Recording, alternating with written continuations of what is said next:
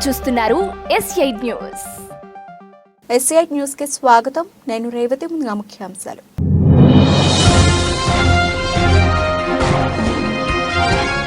New Hampshire లో Trump victory, Republican primary fight లో top show.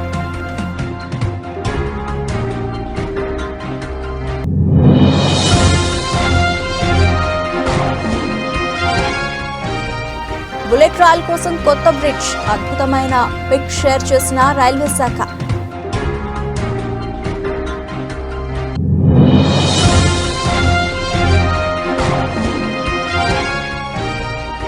Mining లో AP super, జాతీయ అవార్డును ప్రదానం చేసిన కేంద్ర మంత్రి.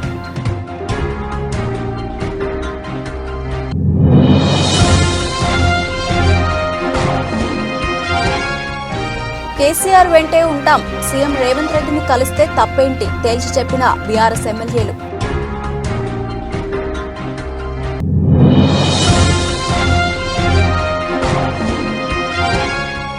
అయోధ్యకు పోటెత్తిన భక్తులు, రెండో రోజు బాలరాముడి దర్శనం కోసం బారులు తీరిన ప్రజలు.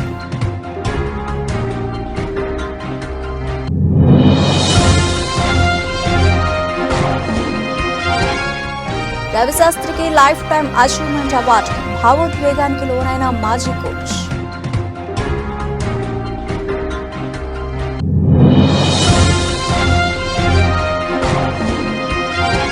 నేనేమైనా చట్ట వ్యతిరేక కార్యకలాపాలు చేశానా, నెటిజన్ పై ఫైర్ అయిన anchor Rashmi.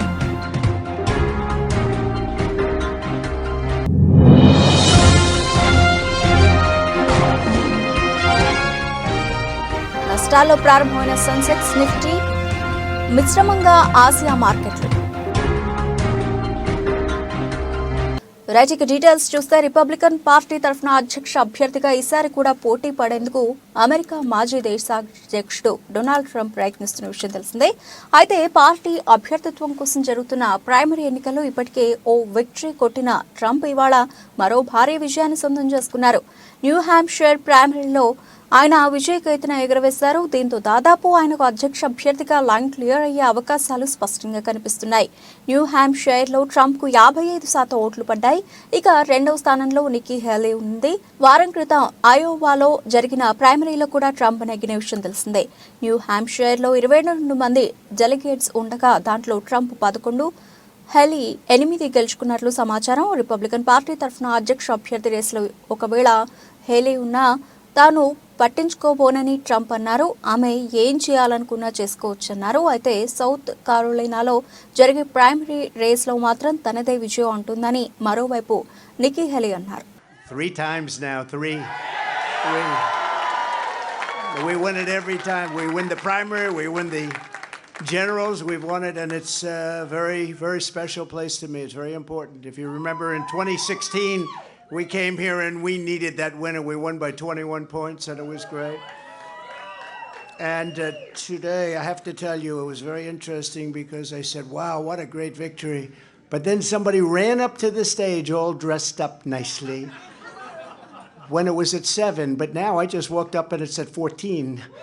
But she ran up when it was 7, and you know, we have to do what's good for our party. And she was up, and I said, wow, she's doing like a speech like she won.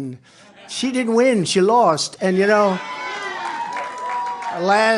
last week we had a little bit of a problem. And if you remember, Ron was very upset because she ran up and she pretended she won Iowa. And I looked around, I said, didn't she come in third? Yeah, she came in third. And then I looked at the polls. She was talking about most winnability, who's going to win, and I had one put up. I don't know if you see it, but I have one put up. We've won almost every single poll in the last 3 months against crooked Joe Biden. Almost every poll. And she doesn't win those polls. And she doesn't win those. This is not your typical victory speech, but let's not have somebody take a victory when she had a very bad night. Mumbai Ahmedabad మధ్య bullet rail project కోసం కొత్త bridge ను నిర్మించారు. గుజరాత్ లోని ఔరంగా bridge కు చెందిన ఓ stunning ఫోటోను railway శాఖ తన ట్విట్టర్ లో పోస్ట్ చేసింది. వల్సాద్ జిల్లాలోని అటవీ ప్రాంతంలో నిర్మించిన ఆ బ్రిడ్జ్ అద్భుతంగా ఉంది. ఆ బ్రిడ్జ్ ను 2023 ఆగస్టులోనే నిర్మించారు. సాంకేతిక అద్భుతం, ప్రకృతి సోయగం, ఔరంగా బ్రిడ్జ్ భవిష్యత్తు ప్రయాణాలకు చిహ్నంగా నిలుస్తుందని రైల్వే శాఖ తన ట్వీట్లో కామెంట్ చేసింది. ముంబై అహ్మదాబాద్ మధ్య హై స్పీడ్ రైలు కారిడార్ పనులను 2021 నవంబర్లో స్టార్ట్ చేశారు. అయితే బుల్లెట్ రైల్ ట్రాక్ కోసం 6 నదులపై బ్రిడ్జ్లను నిర్మించారు. పార్ అండ్ ఔరంగా, పూర్ణ, మెందోలా, అంబికా, వేన్గనియా నదులపై బ్రిడ్జ్లను కట్టారు. బుల్లెట్ రైలు రూట్లో మొత్తం 24 బ్రిడ్జ్లను నిర్మిస్తున్నారు. దాంట్లో 20 గుజరాత్లో ఉండగా మహారాష్ట్రలో మిగతా బ్రిడ్జ్లున్నాయి.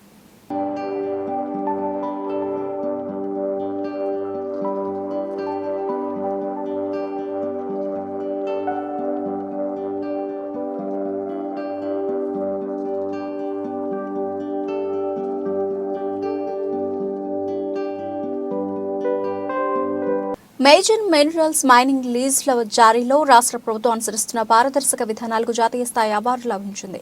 మధ్యప్రదేశ్ రాష్ట్రం భోపాల్లో జనవరి 23న జరిగిన స్టేట్ మైనింగ్ మినిస్టర్స్ కాన్ఫరెన్స్లో ఈ మేరకు కేంద్ర బొగ్గు గనుల శాఖ మంత్రి శ్రీ ప్రహ్లాద జోషి చేతుల మీదుగా రాష్ట్ర గనుల శాఖ సంచాలకులు విజయ్ వెంకటరెడ్డి ఈ అవార్డును అందుకున్నారు. కేంద్ర బొగ్గు మంత్రిత్వ శాఖ కార్యదర్శి కాంతారావు, అలాగే మధ్యప్రదేశ్ ముఖ్యమంత్రి డాక్టర్ మోహన్ యాదవ్ల సమక్షంలో అవార్డు ఆఫ్ అప్రిసియేషన్ ను డీఎంజీ విజయ్ వెంకటరెడ్డికి కేంద్ర మంత్రి ప్రహ్లాద జోషి ప్రదానం చేశారు.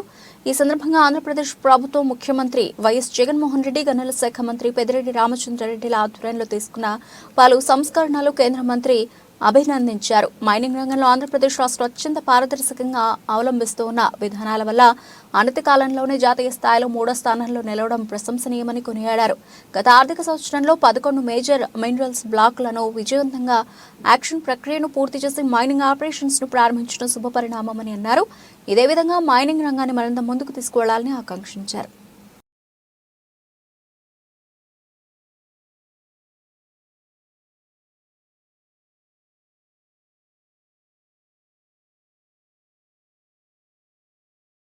తాము కేసీఆర్ వెంటే ఉంటామని కాంగ్రెస్ పార్టీలోకి వెళ్లే ప్రసక్తే లేదని ఉమ్మడి మెదక్ జిల్లాకు చెందిన బీఆర్ఎస్ ఎమ్మెల్యేలు సునీత లక్ష్మారెడ్డి, కొత్త ప్రభాకర్ రెడ్డి, గూడెం మహపాల్ రెడ్డి, మాణిక్రావు స్పష్టం చేశారు.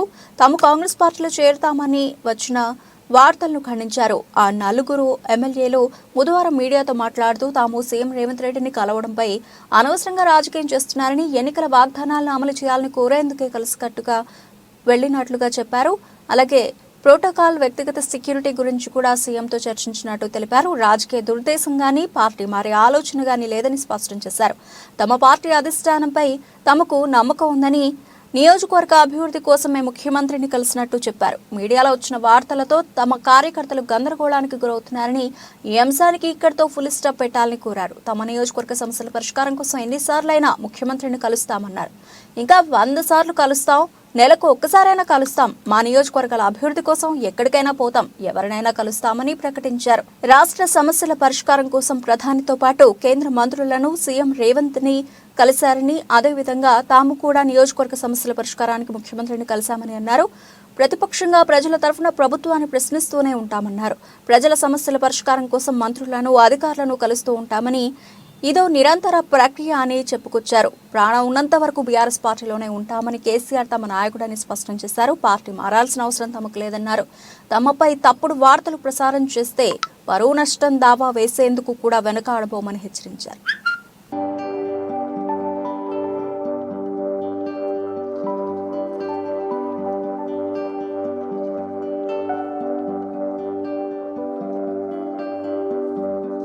అయోధ్య రామ మందిరానికి భక్తులు పోటెత్తారు. బాలరాముణ్ణి దర్శించుకునేందుకు ఆలయం వద్ద బార్లు తీరారు. సోమవారం అయోధ్య రామాలయం గర్భగుడిలో బాలరాముడి విగ్రహానికి పండితుల మంత్రోచ్చారణల మధ్య ప్రధాని నరేంద్ర మోదీ చేతుల మీదుగా ప్రాణ ప్రతిష్ఠ చేశారు. మంగళవారం నుంచి సాధారణ భక్తులకు బాలరాముడి దర్శనానికి అనుమతించారు. రాముడిని దర్శించుకునేందుకు భారీ సంఖ్యలో భక్తులు ఆలయం వద్దకు తరలి రావడంతో ఆ ప్రాంతమంతా భక్తజన సంద్రోహంగా మారింది. భక్తులను అదుపు చేసేందుకు పోలీసులకు సవాలుగా మారింది. సుమారు 8,000 మంది పోలీసులను ఆలయం వద్ద అందుబాటులో ఉంచారు. అయినా భారీగా రాముని దర్శనం కోసం వచ్చిన భక్తులను కట్టడి చేయడంలో పోలీసులు తంటాలు పడ్డారు. శ్రీరాముడి దర్శనం కోసం సోమవారం అర్ధరాత్రి నుంచే భక్తులు పెద్ద సంఖ్యలో తరలివచ్చారు. మంగళవారం ఉదయం 6 గంటల నుంచి భక్తులను ఆలయ కాంప్లెక్స్ లోనికి అనుమతించారు.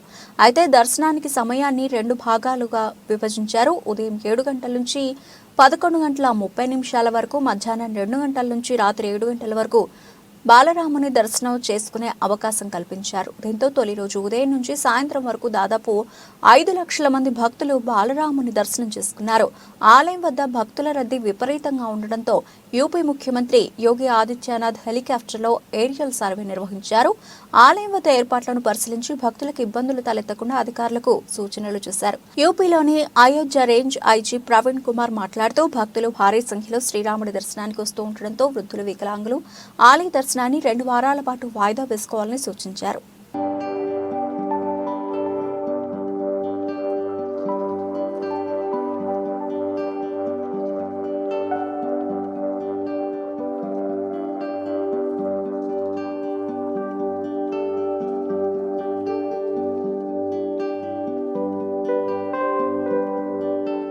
భారత క్రికెట్ కంట్రోల్ బోర్డు అవార్డుల కార్యక్రమం మంగళవారం హైదరాబాద్ లో ఘనంగా జరిగింది. దాదాపు 4 ఏళ్ల తర్వాత బీసీసీఐ వార్షిక అవార్డుల కార్యక్రమాన్ని నిర్వహించింది.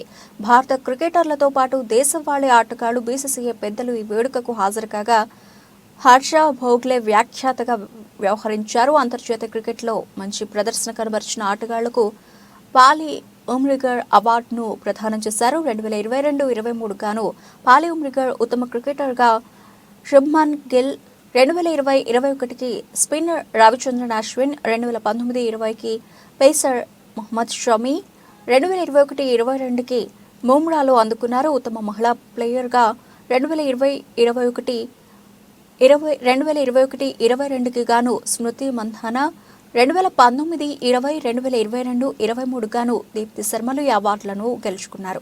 కాగా భారత స్పిన్నర్ రవిచంద్రన్ అశ్విన్ ఈ అవార్డును గెలుచుకోవడం ఇది రెండోసారి.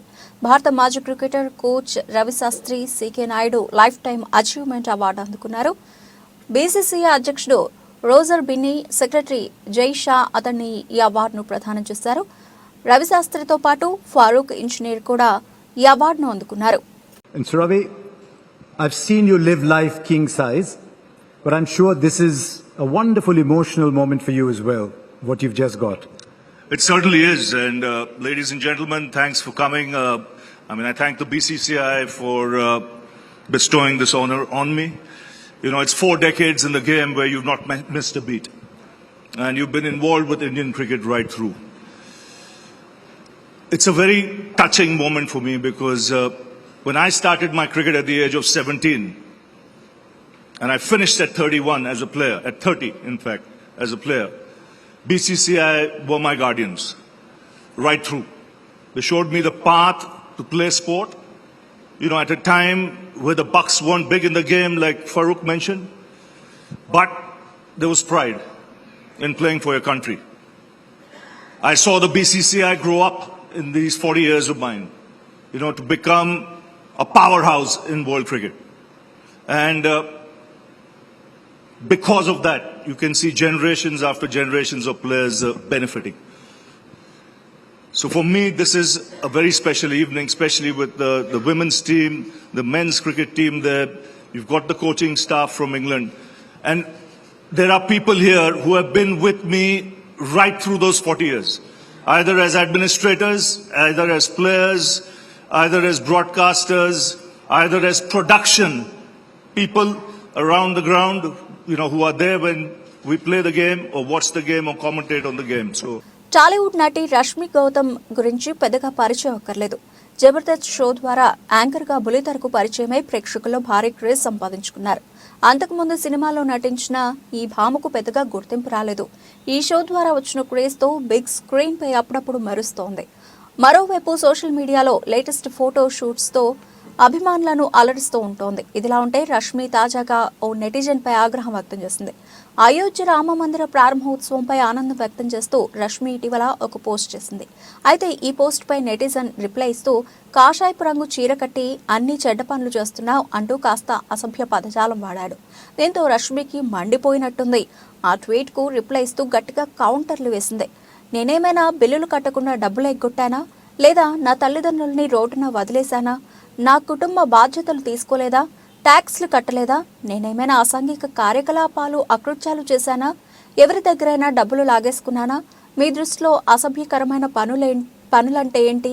ఈ మధ్యకాలంలో ఇలాంటి మాటలు ఎక్కువగా వింటున్నా. పదే పదే ఈ పదంతో నన్ను టార్గెట్ చేస్తున్నారు. నా వరకు దేవుడి అందరి వాడు, సనాతన ధర్మంలోని మంచి విషయం అదే అంటూ రష్మి గౌతమ్ గట్టిగా కౌంటర్ ఇచ్చారు.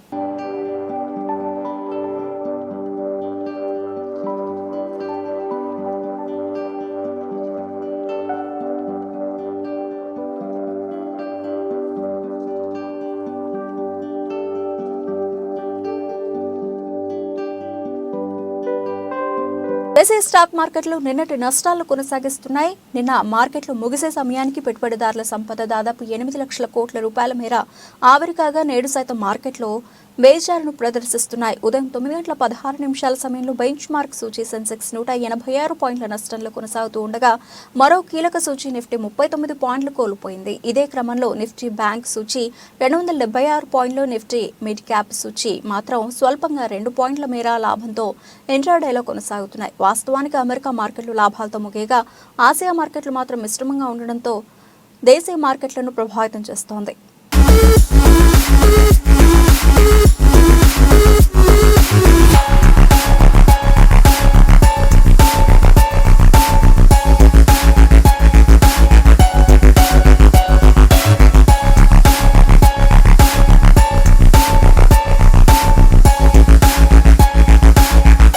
మండల కేంద్రమైన గండేపల్లి గ్రామంలో తెలుగుదేశం పార్టీ జాతీయ ప్రధాన కార్యదర్శి నారా లోకేష్ జన్మదిన వేడుకలు మండల పార్టీ అధ్యక్షులు పోతుల మోహన్ రావు, గ్రామ పార్టీ అధ్యక్షులు ఎలమటి కాశీ ఆధ్వర్యంలో ఎన్టీఆర్ విగ్రహం వద్ద ఘనంగా నిర్వహించారు. ఈ సందర్భంగా వారు మాట్లాడుతూ యువ నాయకుడు మాజీ ముఖ్యమంత్రి నారా చంద్రబాబు నాయుడు తనయుడు తెలుగుదేశం పార్టీ జాతీయ ప్రధాన కార్యదర్శి నారా లోకేష్ రాబోయే కాలంలో యువతకు మరింత ఉత్సాహం నింపే విధంగా తెలుగుదేశం పార్టీని ముందుకు నడిపించే విధంగా చేసేందుకు అహర్నిశలు కృషి చేస్తున్నారని, ఆయన పాదయాత్రతోనే అది నిదర్శనమని అన్నారు. ముందుగా కేక్ కట్ చేసి పుట్టినరోజు వేడుకలు జరుపుకున్న అనంతరం స్వీట్లు పంపిణీ చేశారు.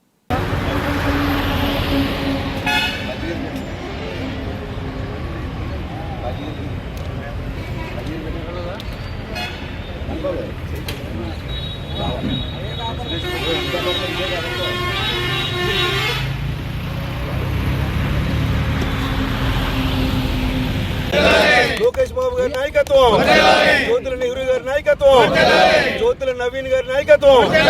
Thank you sir.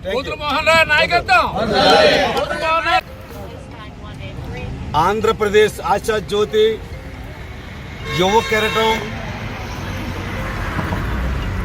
మాజీ ముఖ్యమంత్రి ఎన్టీ రామారావు గారి మనవడు, మాజీ ముఖ్యమంత్రి చంద్రబాబు నాయుడు గారు తనయుడు,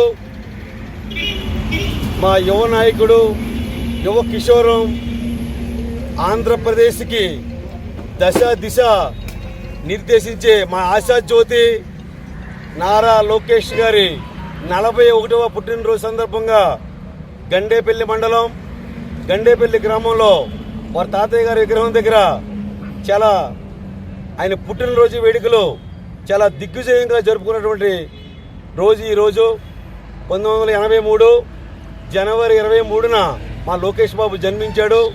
చంద్రబాబు నాయుడు గారికి, భువనేశ్వరి గారికి మరి 3200 కిలోమీటర్లు ఈ వైఎస్ఆర్ ప్రభుత్వం వచ్చి 4 సంవత్సరాలు అయ్యింది. నిజామాబాద్ జిల్లా నవీపేట మండలం అభంగపట్నం రైస్ మిల్లుపై సివిల్ సప్లై అధికారులు సిఐఎస్ఐ ఆధ్వర్యంలో దాడులు నిర్వహించారు. ఈ సందర్భంగా అధికారులు మాట్లాడుతూ రైస్ మిల్లు వారు సివిల్ సప్లై శాఖ వారి నుంచి ధాన్యం తీసుకుని తిరిగి ప్రభుత్వానికి ఇవ్వాల్సిన ధాన్యం ఇవ్వకుండా మోసం చేసినందున చీటింగ్ కేసు నమోదైందని తెలిపారు. పక్కదారి పట్టిన ధాన్యం విలువ సుమారు 6,18 లక్షల రూపాయలు ఉంటుందని అన్నారు.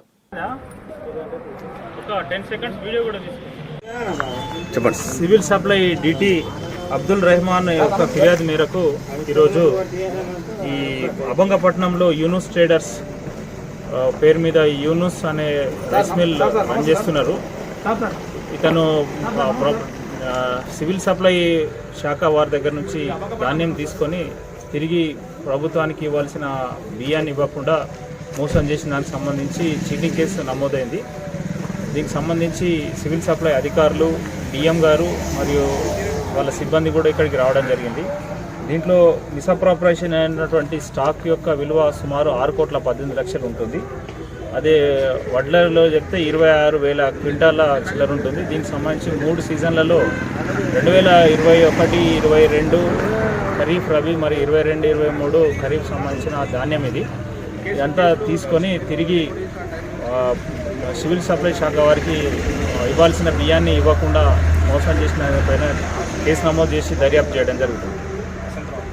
కాకినాడ రూరల్ తూరంగి గ్రామం ఈశ్వర్నగర్ వెల్ఫేర్ అసోసియేషన్ ఆధ్వర్యంలో ఇంద్రపాలెం ట్రైనింగ్ డీఎస్పీ ప్రమోద్ ఈశ్వర్నగర్ లో గల కాలనీవాసులకు ఎటువంటి అవాంఛనీయ సంఘటనలు, దొంగతనాలు చోటు చేసుకోకుండా అసోసియేషన్ తరఫున గట్టి బందోబస్తు ఏర్పాటు చేయాలని LHMS యాప్ ద్వారా తెలియజేస్తే దగ్గరలో ఉన్న పోలీస్ స్టేషన్ వారు ఏర్పాటు చేసి ఉంచుతారని ఈ కాలనీవాసులకు అవగాహన కల్పించారు.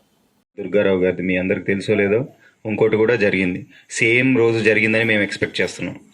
ఆ రోజు వెంటనే మేము రియాక్ట్ అవ్వడం జరిగింది. వెంటనే మేము మా క్లూస్ టీమ్ని పిలిచాము, ఫింగర్ ప్రింట్స్ని కూడా తీసుకున్నాము. అక్కడ వేరే దగ్గర జరిగిన దగ్గర కూడా ఫింగర్ ప్రింట్స్ తీసేసి ఈ రెండు ఒకటే చేశాడని మా అనుమానం జరుగుతుంది. సో మా ఇన్వెస్టిగేషన్ కొన్ని చెప్పాలనే ఈ మీటింగ్ మనం కండక్ట్ చేయడం జరుగుతుంది. సో ద ఫస్ట్ థింగ్ ఇక్కడ మేము అబ్జర్వ్ చేసింది, ఇప్పుడు అప్పల స్వామి గారి ఇంట్లో కానీ లేకపోతే వేరే వాళ్ళ ఇంట్లో కానీ ఎక్కడ దొంగతనాలు జరిగినాయి అంటే, మీరు వేరే ఊరికి వెళ్ళినప్పుడు కానీ గేటుకి పనులకు కూడా చెప్పండి, మార్నింగ్ ఈవినింగ్ వచ్చేసి అక్కడ క్లీన్ చేసి వెళ్ళమని.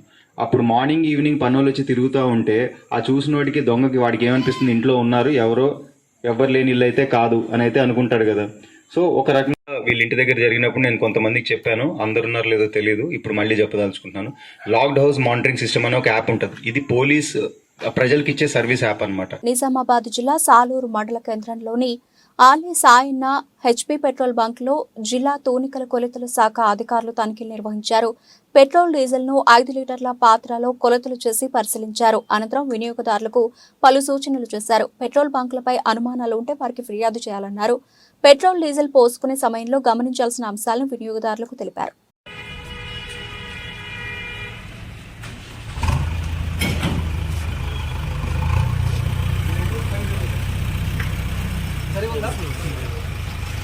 ఈ పంపే కాదు, మీరు ఎక్కడ పోసుకున్న మహారాష్ట్ర కానీ టెస్ట్ మీద ఉంటుంది. మీకు డౌట్ వస్తే చూపిసేయమంటే వాళ్ళు చూపిస్తారు.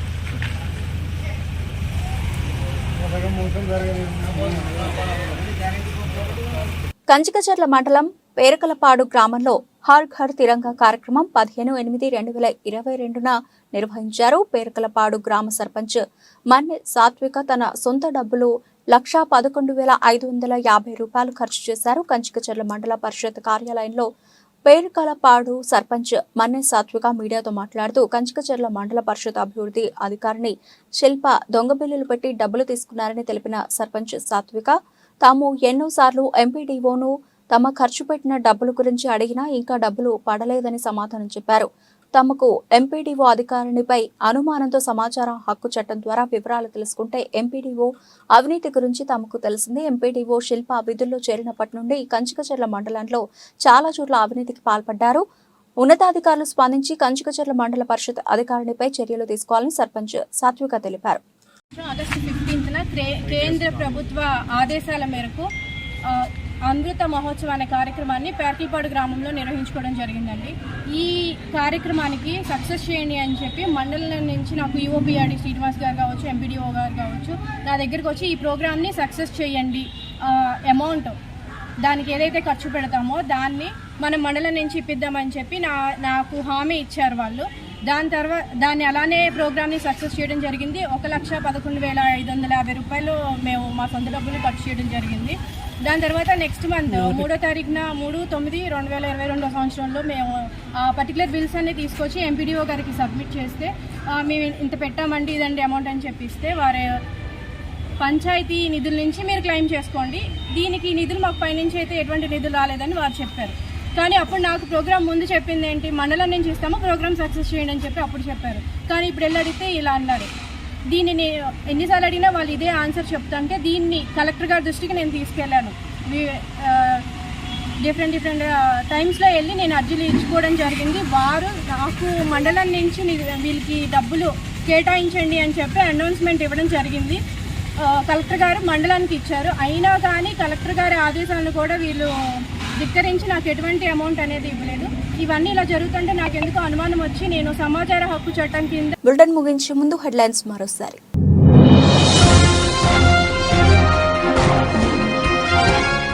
న్యూ హ్యాంప్షైర్ లో Trump victory, Republican primary fight లో టాప్ షో.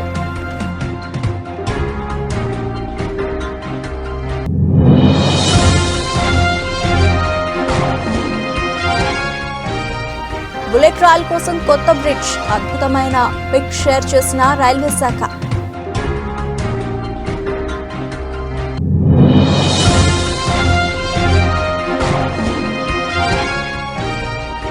మైనింగ్ లో ఏపీ సూపర్, జాతీయ అవార్డును ప్రదానం చేసిన కేంద్ర మంత్రి.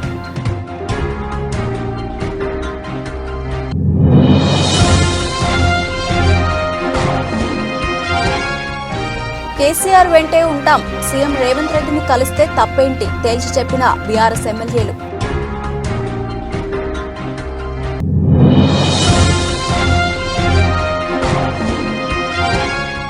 అయోధ్యకు పోటెత్తిన భక్తులు, రెండో రోజు బాలరాముడి దర్శనం కోసం బారులు తీరిన ప్రజలు.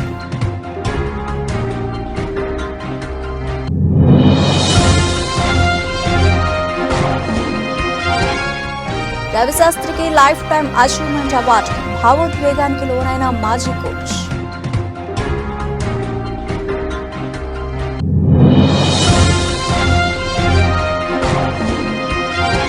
నేనేమైనా చట్ట వ్యతిరేక కార్యకలాపాలు చేశానా, నెటిజన్ పై ఫైర్ అయిన యాంకర్ రష్మి.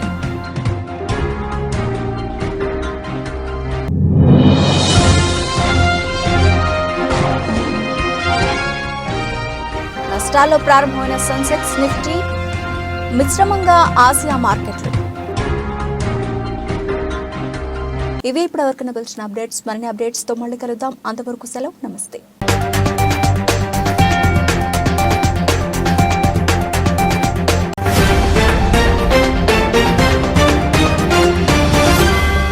మీరు చూస్తున్నారు S8 న్యూస్.